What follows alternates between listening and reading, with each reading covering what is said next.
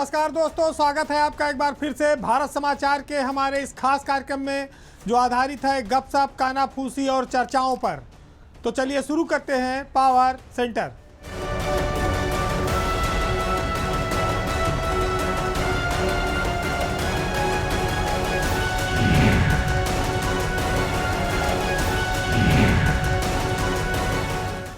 आज शुरुआत उस खबर से ब्यूरोक्रेसी के लिए जो एक सबक है।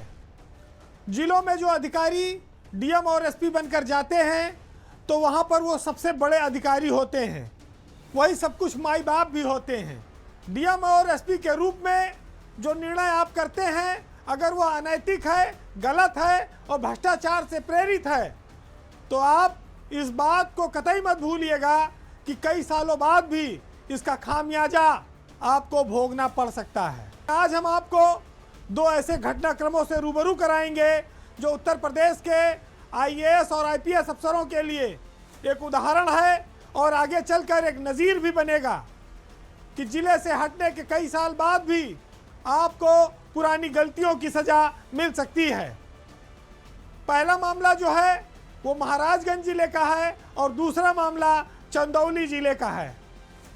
आपको याद होगा कि महाराजगंज जिले में एक जिलाधिकारी थे अमरनाथ उपाध्याय, जो 2017 में महाराजगंज के डीएम बनकर गए थे। वहाँ पर अमरनाथ उपाध्याय ने एक पत्रकार मनोज टिबड़ेवाल का घर बुलडोजर से गिरवा दिया। सड़क चौड़ीकरण के नाम पर बिना कोई मोहलत दिए जबरदस्ती फोर्स लगाकर घर का सारा सामान फेंकवा दिया। जो सामने आया पुलिस से उसको बेइज्जत कराया, पूरा घर बुलडोजर से जमींदोज करा दिया। लेकिन 8 साल बाद सुप्रीम कोर्ट ने मनोज टिबड़ेवाल को राहत दी है, बहुत बड़ा उनका सम्मान लौटाया है और उत्तर प्रदेश की सरकार पर 25 लाख रुपए मुआवजा देने के निर्देश दिए हैं। साथ ही अमरनाथ उपाध्याय जो तत्कालीन डीएम थे उनके ऊपर एफआईआर कराने के भी निर्देश दिए गए हैं।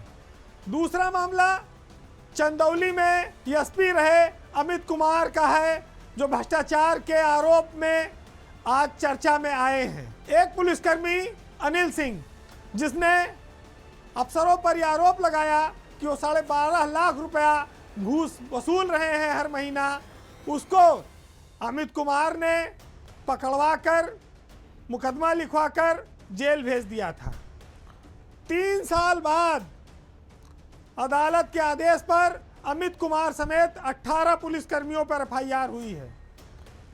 यह कोई मामूली बात नहीं है। अनैतिकता, अत्याचार ज़्यादा दिन तक चलता नहीं है। खाओ और गुर्राओ की नीति भी इस देश की जनता और अदालत ने कभी पसंद नहीं किया है। इस बात को हर अफसर को ध्यान रखना होगा कि उनके ऊपर भी एक अदालत है जो निर्णय देती है और जो दूध का दूध और पानी का पानी करती है। ये दो उदाहरण इस बात की पुष्टि करते हैं और आपको सचेत भी करते हैं। जो लोग राजनीतिक दबाव में गलत निर्णय करते हैं उन अफसरों को भी खामियाजा खुद ही भोगना पड़ता है। कोई नेता उनकी जगह पर सजा काटने नहीं आता है। सरकारों के दबाव में अनैतिक कृत्य करने वाले स्वयं दोषी होंगे। इस बात का प्रत्यक्ष उदाहरण मनोज टिबड़ेवाल आकाश का घर गिराए जाने के मामले में सुप्रीम कोर्ट ने साफ कहा है। अभी तो इस मामले में बहुत सारी कार्रवाइयां होनी बाकी हैं, लेकिन अमरनाथ उपाध्याय ने जिस पद का दुरुपयोग करते हुए पत्रकार के घर पर बुलडोजर चलाया था, 8 सालों से वो संट चल रहे हैं। उनके खिलाफ बस्ती के तत्कालीन मंडलायुक्त अनिल सागर, जो इस समय पर प्रमुख सचिव हैं औद्योगिक विकास के, उन्होंने भी अमरनाथ उपाध्याय को दोषी पाया है अपनी जांच में और सरकार ने आज तक उनके खिलाफ कोई कार्रवाई नहीं की है।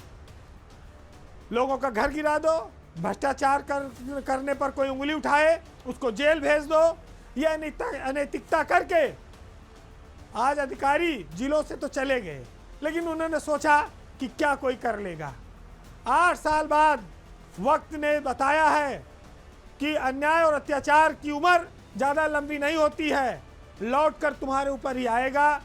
ब्यूरोक्रेसी के लिए, उत्तर प्रदेश के लिए ये दो बहुत बड़े उदाहरण हैं कि सियासत में नंबर हासिल करने के लिए गरीबों को, कमजोरों को कुचलना नहीं। अब खबर उत्तर प्रदेश में ब्यूरोक्रेसी में होने वाले एक बड़े बदलाव की। बदलाव यह है कि 1 जनवरी से यूपी में 8 नए प्रमुख सचिव मिलने वाले हैं, यानी कि 8 आईएएस अफसर अब सचिव से प्रमुख सचिव बन जाएंगे। और जो सरकार ये कहती है कि शीर्ष स्तर पर प्रमुख सचिव और एसीएस रैंक में अफसरों की कमी है, वो कमी भी अब काफ़ी हद तक पूरी हो जाएगी।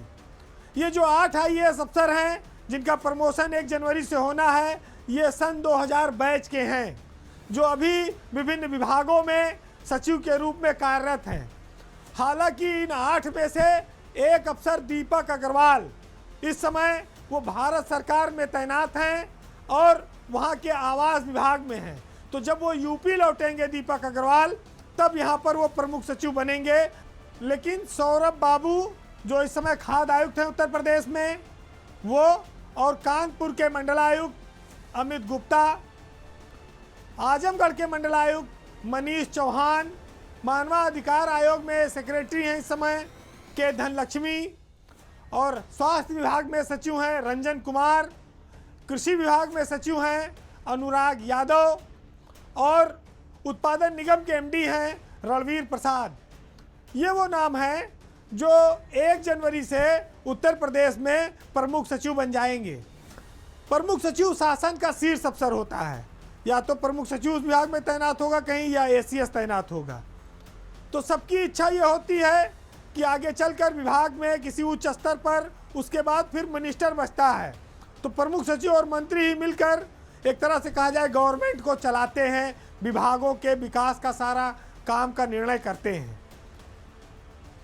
जहाँ तक बात है दीपक अग्रवाल की, वो दिल्ली में रह जाएंगे, 7 लोग यहाँ बच रहे हैं। लेकिन धनलक्ष्मी से जिस तरह से सरकार नाराज है, लंबे समय से वो सरकार के निशाने पर हैं, मानवाधिकार आयोग जैसे महत्वहीन पद पर हैं, तो इससे साफ है कि उनको प्रमुख सचिव के रूप में भी कोई बड़ी तैनाती नहीं मिलेगी।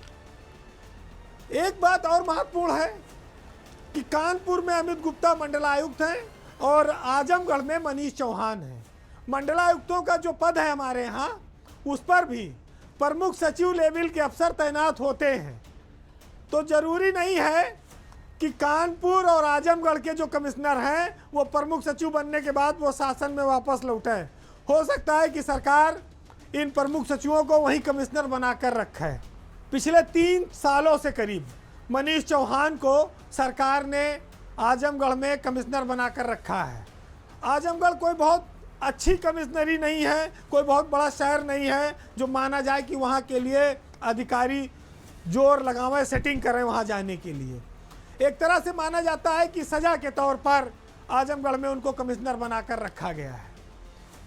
इसके बाद बात आती है सौरभ बाबू की, रंजन कुमार की, रणवीर प्रसाद की।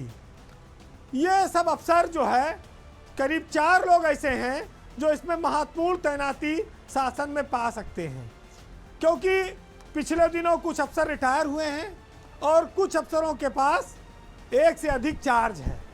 तो स्वाभाविक है कि जब नए प्रमुख सचिव जनवरी में आ जाएंगे, कम से कम 4 तो शासन में आएंगे, तो उन जो 3-3, 4-4 विभागों का चार्ज लिए हुए हैं, उनका बोझ कुछ हल्का होगा और इन प्रमुख सचिवों को नया काम मिलेगा। तो 8 में से 1 दिल्ली में है, धनलक्ष्मी का नंबर लगना नहीं है, 2 का डाउट इसलिए है कि वो मंडलों में कमिश्नर हैं, तो 4 बचते हैं। अनुराग यादव भी कृषि विभाग में सचिव हैं। उनकी कार्यशैली को देखते हुए सरकार शायद उनके नाम के आगे न जाए, उनको किसी विभाग में प्रमुख सचिव बना सकती है। तो फिलहाल नई सूचना 15 जनवरी तक मिलेगी। जब से योगी सरकार सत्ता में आई है, तब से एक आरोप बहुत लगता है कि साहब ये ठाकुरों की सरकार है और ठाकुरों की तो खूब चल रही है। ब्यूरोक्रेसी में काफ़ी हद तक ये बात देखने को मिलती है। ठाकुर अफसरों की जब जब तैनाती होती है, जिनके नाम के आगे सिंह लगा है, उस पर काफ़ी हंगामे हुए, कई बार इस पे FIR भी हो गई। ये जरूर है कि योगी सरकार आने के बाद से ठाकुर अफसरों के दिन कुछ बहुरे हैं, कुछ अफसरों का कैरियर निरंतर ऊंचाई पर पहुंचा है और इसमें राज्य सेवा से प्रमोट होकर IAS बने ठाकुर अफसरों की ज़्यादा भरमार है, उनको ज़्यादा फायदा मिला है। आज हम इसी का एक छोटा सा आकलन आपके सामने पेश करेंगे। कई अफसर ऐसे हैं जो बहुत बड़े बड़े रिकॉर्ड बना रहे हैं। राकेश सिंह जो इस समय कानपुर के कमिश्नर हैं, उनका रिकॉर्ड अब शायद ही कोई तोड़ पाएगा, क्योंकि वो मुरादाबाद में लगातार 4 साल तक DM रहे हैं, जो शायद सबसे लंबा रिकॉर्ड होगा किसी जिलाधिकारी का यूपी में। इस पूरे प्रदेश में अब शायद ही कोई राकेश सिंह जो कानपुर के DM हैं उनका रिकॉर्ड तोड़ पाएगा। महत्वपूर्ण बात यह भी है कि जिस दिन से राकेश सिंह DM बने हैं, जब से सरकार आई है, वो एक भी दिन पैदल नहीं रहे। पहले मुरादाबाद, फिर गाजियाबाद और अब कानपुर। जब जब तबादले हुए वो किसी बड़े जिले में ही गए। ऐसी किस्मत राज्य सेवा के अफसरों में शायद सबकी नहीं है, लेकिन उनकी है और उस पर लोग रंज भी कर सकते हैं। यूपी के वैसे जो 75 जिले हैं, अगर हम जिलाधिकारी के तौर पर देखें तो जो ठाकुर अफसर हैं स्टेट कैडर के लगभग 15 जिलों में DM के रूप में तैनात हैं, जिसमें आप बागपत ले सकते हैं, बुलंदशहर ले सकते हैं और कई सारे ज़िले हैं। लेकिन मथुरा के DM शैलेंद्र कुमार सिंह, गाजियाबाद के DM इंद्र विक्रम सिंह और कानपुर के DM राकेश सिंह, मुरादाबाद के कमिश्नर आंजनेय कुमार सिंह, ये सब वो प्रमुख अफसर हैं जो योगी सरकार आने के बाद से लगातार कोई 8 साल से, कोई 5 साल से जिलों में DM है, कमिश्नर है। ये इस तरह की व्यवस्था चल रही है। ये चहेते अफसर हैं और मुख्यमंत्री सरकार सबके प्रिय हैं। इनमें से एक ऐसे अफसर हैं जिन्होंने रामपुर में आजम खां के ऊपर सैकड़ों मुकदमे दर्ज कराए। आंजनेय कुमार सिंह, उनकी प्रतिनियुक्ति बार बार बढ़ती है, 5 बार बढ़ चुकी है। रामपुर से हटे तो उसी मंडल में मुरादाबाद में उन्हें कमिश्नर बनाया गया। अब ठाकुर अफसरों की फहरिस्त तो बहुत लंबी है, लेकिन ये 4 नाम सब पर भारी हैं। एक चीज़ जरूर यहाँ ये उल्लेखनीय होगी कि जो भी ठाकुर अफसर जिलों में DM बनकर, सचिव बनकर, कमिश्नर बनकर बैठते हैं, वो सरकारें जब आती हैं तो वो इसी का फ़ायदा लेते हैं कि साहब बिरादरी का पूछने वाला कोई नहीं है। लेकिन जब बिरादरी के नाम पर उनको पोस्टिंग मिल जाती है तो वो ज़िले में जाकर उसी बिरादरी को हिकारत की दृष्टि से देखते हैं। बिरादरी के नाम पर वो फ़ायदा तो लेना जानते हैं, लेकिन बिरादरी को फ़ायदा देना नहीं जानते। तो ये वो ऐसे चेहरे हैं जो अपने आप को क्षत्रिय अफसर तो बताते हैं, लेकिन क्षत्रिय समाज के लिए कोई भला नहीं करना चाहते। सरकारों को इस बात को देखना चाहिए कि मेरिट पे काम करने वालों का सम्मान हमेशा हो। ये नाम ऐसे नहीं है कि जिन पर कोई दाग है, लेकिन जिनको आपने इतने बड़े बड़े पद दिए हैं, उनके ज़िले में जनता की समस्याएं कैसे हल हो रही हैं, उनका ज़िला CM की समीक्षा में किस नंबर पर आ रहा है, उनके कार्यकलाप कैसे हैं, इसकी भी कोई समीक्षा होनी चाहिए। खाली जिसके नाम के आगे सिंह लगा है वो मौज काटता रहा है, इसकी अनुमति कतई नहीं होनी चाहिए। उत्तर प्रदेश में योगी की सरकार पर ठाकुर राज का आरोप जो लगता है, उसमें PCS कैडर से IAS बने अफसरों की मौत चल रही है और ये मौत एक दिन के लिए भी नहीं टूटी है। पता नहीं कौन सा कनेक्शन है, कौन सा जुगाड़ है कि भाई ठाकुर बिरादरी में खाली यही इतने अफसर नहीं हैं, और भी हैं। उनको भी तो कहीं मौका और मिले, जब ये जगह खाली करें तब तो मिले। किसी को एक बार मिला, हटा के किनारे कर दिया, दोबारा नहीं मिल रहा है। तो अगर सरकार सबको समान दृष्टि से देखती है तो उनको समान काम करने का अवसर भी देना चाहिए। उंगलियां तब ज़्यादा उठती हैं जब कोई अफसर लगातार बिना किसी खासियत के महत्वपूर्ण पद पाता रहता है और नीचे बैठे लोग ताकते रहते हैं। सरकार को चाहिए कि वो साल 2 साल के लिए नए नए अफसरों को भी मौका दे। खाली ये नहीं कि जो एक बार पहुंच गया, जिसका जैक तगड़ा है, वो लगातार राज करता रहे। यही वजह है कि गाहे बगाहे लोगों को इस बात को लेकर आलोचना करने का अवसर मिलता है, और ये अवसर सरकारें खुद देती हैं। आपने वो लाइन तो सुनी होगी कि ठेले पर हिमालय, लेकिन उत्तर प्रदेश में कुछ विभाग भी अब धीरे धीरे ठेले या ठेके पर जा रहे हैं। आज बात यूपी के सबसे चर्चित, सबसे महत्वपूर्ण विभाग, एक्सप्रेसवे का काम करने वाले, कीर्तिमान बनाने वाले विभाग यूपीडा की है। योगी सरकार में अफसर यूपीडा को एक ऐसी अंधी गली की ओर ले जा रहे हैं जहां पैसा ही सब कुछ है। इसको साख के बजाय पैसे से ज़्यादा महत्व दिया जा रहा है। ये गड़बड़ी आने वाले वक्त में सरकार के लिए पछतावे का कारण बनेगी। यूपीडा यूपी की एक बहुत प्रतिष्ठित संस्था बन चुकी है। उसके एक्सप्रेसवे पूरी दुनिया में ख्याति बटोर रहे हैं, हिंदुस्तान में ही नहीं। लेकिन इसके अधिकारी इस यूपीडा का खुद क्षरण करने में लगे हैं, इसकी महत्ता को कम करने में लगे हैं।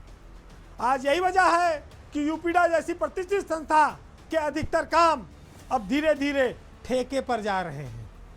सड़क ठेके पर बने, काम ठेके पर हो, ये तो समझ में आता है। लेकिन अगर कोई विभाग अपना प्रशासनिक नियंत्रण भी धीरे धीरे ठेकेदारों के हवाले कर दे, तो फिर साख पे सवाल खड़ा होता है कि क्या सरकार के लिए पैसा सब कुछ है, या इतना बड़ा नाम सम्मान और विदेशों तक में जो तारीफ मिलती है आपको, वो। यूपीडा की साख पर एक बहुत बड़ा बट्टा लगा है। बट्टा यह है कि बुंदेलखंड एक्सप्रेसवे और लखनऊ आगरा एक्सप्रेसवे में अभी टोल प्लाजा के ताज़ा टेंडर हुए हैं। टोल का टेंडर हर साल होता है, कोई बुराई नहीं है। लेकिन एक जो बहुत बड़ी गलती सरकार के अफसरों ने की है वो ये कि अब पेट्रोलिंग का भी ठेका, गाड़ियों का भी ठेका सब ठेकेदार को दिया जा रहा है। इसके बाद से सरकार का नियंत्रण सीधे सीधे सड़कों से, यूपीडा के इन एक्सप्रेसवे से समाप्त हो जाएगा, और यूपीडा ठेले पर लदे उस हिमालय की तरह हो जाएगा जिसको ठेकेदार चाहे जिस गड्ढे की ओर ले जाके गिरा दे। यूपीडा का प्रशासनिक नियंत्रण उसकी अपनी गाड़ियों पर था। भूतपूर्व सैनिक पेट्रोलिंग के लिए लगाए गए थे, उनकी अपनी एम्बुलेंस लगी थी, उनके अपने ड्राइवर थे जो किसी भी दुर्घटना पर क्विक रिस्पांस देते थे। हर ड्राइवर की 8-8 घंटे की 3 शिफ्ट चलती थी। भूतपूर्व सैनिक उस गाड़ियों में मौजूद रहते थे। इनोवा गाड़ियां जिस पर यूपीडा का लोगो छपा होता है, जो उत्तर प्रदेश सरकार की एक साख को प्रदर्शित करता है, सड़क के किनारे आपको जाते समय दिखती हैं। लेकिन वर्तमान अफसरों ने, खासतौर से यूपीडा के एसीईओ हरि प्रताप शाही ने मुख्य सचिव मनोज कुमार सिंह को अंधेरे में रखकर ये पूरा ठेका अब दातार और साईं जैसी बड़ी कंपनियों को दिया है। अभी जो बुंदेलखंड का टोल प्लाजा का ठेका हुआ है वो लगभग 150 करोड़ का है, और जो आगरा लखनऊ एक्सप्रेसवे के टोल प्लाजा का ठेका हुआ है वो 350 करोड़ का हुआ है, और हर साल उसमें 10% की वृद्धि की जाएगी। इस ठेके के साथ साथ सरकार ने ठेकेदार को अपनी गाड़ियां, अपने ड्राइवर और पेट्रोलिंग का भी अधिकार दे दिया है। यहाँ पर एक सवाल ये खड़ा होता है कि जब एम्बुलेंस, गाड़ी, ड्राइवर सब ठेकेदार के हाथ में चली जाएगी और दुर्घटना होने पर अगर गाड़ी नहीं पहुँचती है समय से, तो कार्रवाई उन पर कौन करेगा? इन चीज़ों को सरकार को देखना चाहिए कि अगर पैसा दे रहा है कोई, तो क्या पुलिस को भी ठेके पर दे दिया जाएगा? कुछ ऐसी चीज़ें होती हैं जिनको सरकार को अपने नियंत्रण में रखना चाहिए। सरकार की साख के लिए वो जरूरी होती हैं। इस प्रदेश में अफसर किस तरह से सरकार को गुमराह करके काम कर रहे हैं, ये बहुत हैरत की बात है कि आप इतनी अपनी प्रतिष्ठित चमकीली संस्था को ठेकेदारों के हवाले कर रहे हैं। कल को वो अगर गाड़ी पर ड्राइवर नहीं बदलते हैं और एक ड्राइवर 8 घंटे के बजाय 24 घंटे ड्यूटी करता है और खुद एक्सीडेंट कर देता है, तब इसकी जिम्मेदारी कौन लेगा? एम्बुलेंस अगर मौके पर नहीं पहुंचती है तो आप इसमें ठेकेदार का क्या कर लेंगे? ये सारी चीज़ें ऐसी हैं जिनको पैसे से नहीं तौला जाना चाहिए, लेकिन यूपीडा में ये सब हो रहा है। और हरि प्रताप शाही जो यूपीडा के एसीईओ हैं, चूंकि मनोज सिंह सीईओ जरूर हैं, वो चीफ सेक्रेटरी होने के नाते उनके पास काम बहुत ज़्यादा है, वो परमानेंट यूपीडा के कार्यालय में नहीं बैठ सकते हैं, तो स्वाभाविक है कि उनकी अत्यधिक व्यस्तता का अधिकारी फायदा उठा रहे हैं। टेंडरों में गुमराह करने वाली शर्तें डलवाई जा रही हैं। इन बड़ी सड़कों की मेंटेनेंस, सुरक्षा, दुर्घटना, राहत जैसी कई समस्याएं आने वाले वक्त में जब सामने आएंगी तो जवाब कोई नहीं दे पाएगा। कहते हैं ना कि जिसे आपने शिलालेख बना दिया था, अब उसे अखबार बना दोगे तो क्या स्थिति होगी? गली गली बढ़ जाएगा, कोई पूछेगा नहीं 1 घंटे के बाद। अंदर अंदर अधिकारी इसको खोखला करने में लगे हैं। अब सरकार देखे कि वो जो रोज एक्सप्रेसवे का दावा करती है कि गंगा बन रहा है, गोरखपुर लिंक एक्सप्रेसवे बन रहा है, उन एक्सप्रेसवे में अधिकारी किस तरह अंदर अंदर गड्ढे पैदा कर रहे हैं, इस पर भी उसको रोक लगानी होगी। 2-4-5 करोड़ बचाकर आप अपनी हजारों करोड़ की साख गंवा दें, ये कोई बुद्धिमानी का काम नहीं है। फिलहाल आज के पावर सेंटर में इतना ही। चलिए चलते हैं आखिरी में, जहाँ पर नदीम फर्रुख का एक बहुत से अच्छा शेर है जो ये प्रेरित करता है कि जो व्यक्ति महत्वपूर्ण पदों पर हैं, मीडिया में हैं, साहित्य में हैं, लेखक हैं, कवि हैं, शायर हैं, उनको हमेशा सच बोलना चाहिए।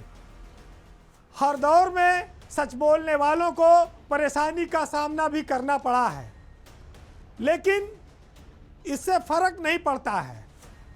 फर्क इससे पड़ता है कि अगर आप सच बोलेंगे तो हो सकता है कि सरकार उस पर ध्यान दे, उस पर कार्रवाई करें, और जिससे हजारों और लाखों लोगों का भला भी हो। तो सुनिएगा कि कभी झूठे वसूलों की तरफदारी नहीं होती और किसी के सामने हमसे अदाकारी नहीं होती। अमीर शहर बिकने पर बहुत मजबूर करता है, मगर खुशबू मेरी गज़लों की दरबारी नहीं होती। नमस्कार।